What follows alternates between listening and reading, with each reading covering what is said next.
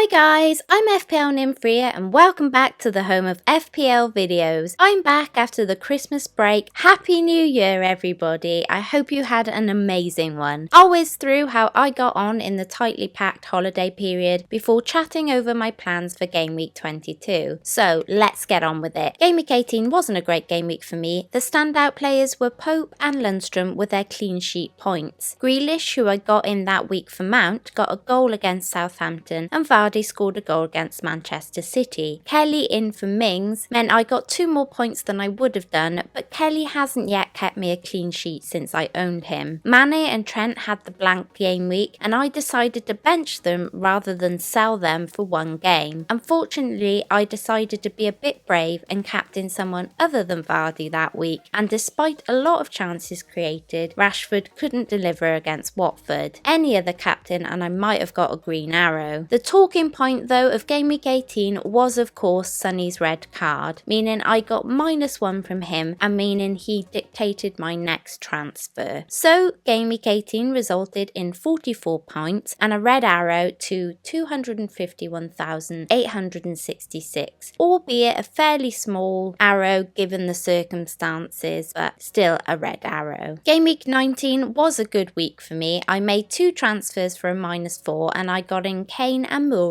for Son and Abraham. Kane scored and Moura got 1 point more than Son would have done, but in hindsight, Son to Ali, who also scored, may have been the better option, at least for that week, as it would have meant not spending the -4. Pope made 4 saves to grab me an extra point. Trent did an absolute madness and got a goal and 3 assists for 24 points. He made a massive difference to me that game week, as because he had blanked the week before, he had been sold on by a lot of people, so it gave me an edge over those that had hopped off for a week or so because of the blank, meaning it really helped in my OR. KDB, Grealish and Mane all returned and assisted midfield, and after getting hurt by not captaining Vardy the week before, I decided to place it back on him, and it looks like I pretty much could have captained any other of my attackers apart from Moura, which I would have never done anyway, and I'd have been better off, especially as both Kane and Rashford scored a goal, meaning I got 67 points in Game Week 19 and a big green arrow to 187,717. Game Week 20 was just as good as Game Week 19 for me. It was rotation central, but somehow I survived it. Again, Rico and Pope were disappointing. Kelly came in for a rotated Soyuncu. Trent, my only defensive asset, getting anything with a clean sheet, and Baps for 8 points. Lucas wasn't started by Jose, which was a big panic, but he did thankfully get awarded the assist when he came on and managed to add 3 points to my team total. Grealish was poor and Dendoncker came in for the rotated or possibly injured Vardy, so I didn't expect much there. However, the big guns of KDB, Mane, Rashford and of course Kane as my captain all getting points was what made the difference to my rank. KDB would have been the standout captaincy option, of course, with his goal and an assist, but I just kind of hoped Kane could have managed a spectacular against Norwich, and I think that's kind of been the only negative about owning the likes of Kane or Aguero this season. It can often be difficult to look past them for captaincy choices when there might actually be better options in your team. Thankfully, in Game Week 20, Kane still returned, so you don't mind that too much when it happens. So all of that means I got the same amount of points as the week previously of 67 points, and I moved up to 157,146 and feeling much happier. However, the new year and this Game Week 21 has not gone how I would have planned, and it's been somewhat disastrous. In fact, it's been absolutely terrible. It genuinely could not have gone any worse, and I've had one of my worst game weeks of the season so far. Of my backline, Soyuncu is the only player to return anything. I captained Vardy based on what Rodgers said in his pressers, and it seems Vardy was injured, we think, and my vice captain, despite doing a madness the week before at home, couldn't even keep a clean sheet for 3 points, so thanks for that, KDB. Kane did score a goal as he injured himself, which was then ruled offside and then confirmed by the smallest of margins by VAR, so not helpful helpful at all. But a lot of this is owing to my own making, I have to admit. I had 2 free transfers and I was looking ahead to the double game week and wanted some cash in the bank for future moves. So despite me having a gut feeling of keeping Grealish for another game week, I allowed myself to get persuaded on New Year's Eve in the early hours of the morning, a little worse for wear, to jump on the Twitter bandwagon and sell Grealish to Traore. Grealish got a goal and assist, and of course Traore, well,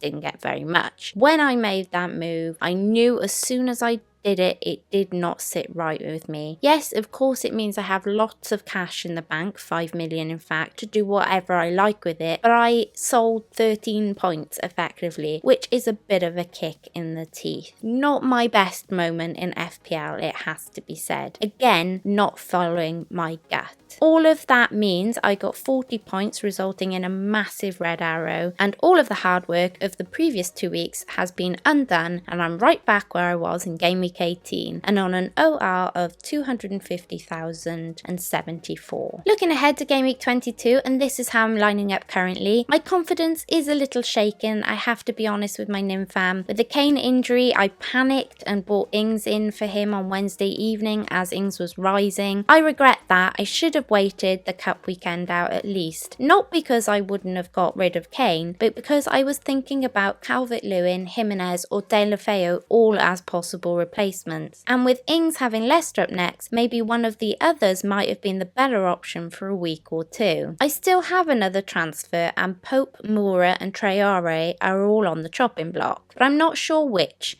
and for whom exactly. Moura scoring and looking the best player for Spurs on the weekend in the Cup has made my decision a little more difficult. I'll be honest, I can see Liverpool steamrolling that current Spurs team. So if I think that, should I even keep Moura? Even if he is the most likely to be the one who scores if it even happens. And I've only had Traore a week. Is it too soon to sell? Despite him blanking twice across all competitions since I've owned him, he does have Newcastle. And so maybe I'm being a bit too reactive again. If I sell, I'm thinking about going for a non-double game week player who's in form for a week or two. A Maddison, Sterling or Mahrez maybe. You know, players that could really hurt me. And delay worrying about the double until it gets here. Though I do have 5 million in the bank and it's very, very tempting, because you know me, to do Salah and Cantwell or any other 5.4 midfielder for Moura and Traore in a -4 right now. Then again, if Rashford blanks against Watford, do we keep him any longer? And cheaper options might present themselves. That would be an easier way to Salah for me. Whatever I do ahead of Game Week 22, it has to have the double in mind. I can, of course, easily get to Robertson right now for free, no hassle, get it over and done with, for Kelly or Rico, who have both been extremely bad for me. I would also suggest to anyone who can't afford double Liverpool attack that going with a pool defender is absolutely fine. In fact, it's more than fine, especially if it doesn't upset the balance of your team. In fact, it's likely the most sensible move right now, even for me. But when have I ever been sensible? I love to be a bit bat-shizzle. And I'm kind of following my gut here. So I try to have as much fun with this as possible. And for me personally, Moura hasn't really impressed me. And since I sold the best midfield option in his price range of Grealish, there are 2 spots I have in midfield that I don't love and need to improve in Moura and Traore. So with all of that in mind, and being able to improve one of those spots to Salah fairly easily with a bit of thought, then I think I'm leaning on going with Mane and Salah. I'm only 0.2 off doing Moura to Salah straight off, which is annoying because if I'd gone for Calvert-Lewin, of course I could have done that move straight off. Shame there's not a cheaper good goalkeeper to skim the money from, or a 4 mil defender for Kelly I could move to. But to sum up, my big decisions are if to go straight to Salah now for a hit, roll and likely drop further in OR unless Traore and Moura do something I have not even thought of, or get a single game week player for Moura and take the hit down the line when I know a bit more about other players, such as keeping Rashford. As always, let me know what you guys think. Always appreciate the Nymfam's help. So thanks guys, leave your comments below. And lastly, moving on to the trending transfers this week, we still have some midweek games to go, but let's take a look at how things could develop ahead of Game Week 22. Of the goalkeepers, Schmeichel and Ryan are currently fighting it out to be the trendiest transfers in, with Schmeichel having over 50,000 purchases in and Ryan getting over 40,000 purchases in already ahead of Game Week 22. Heaton and Pope are also battling out to be the trendiest goalkeeper transferred out this game week. Both have had over 40,000 sales. Edison, Gazaniga and Ramsdale are the next closest by some distance with over 22,000 sales each. In defence, Aurier is leading the way on the trendiest transfers out with over 70,000+ sales. Kelly has been binned by over 53,000 managers, whilst Lundstrom's injury is also putting managers off as over 45,000 managers have sold him already. Trent is by far the most transferred in defender this week with over 91,000 purchases. Dunk is the next most transferred in with 64,000+ managers taking him on board ahead of his matchup with Everton. In midfield, Grealish's fixture of Man City in Game Week 22 has not put managers off, with over 141,000 of you purchasing the Villa man. Maddison and Richarlison are also very popular purchases ahead of Game Week 22, with over 132,000 managers plumping for Maddison and 95,000+ managers putting their trust in Richarlison. Ali is by far the most transferred out midfielder ahead of Game Week 22, with over 182,000 managers selling on the Spurs man. Mount is the next most transferred out with over 77,000 sales already. Up front, Kane is leading the purchases out with over 324,000+ managers, making him the trendiest forward out so far this week.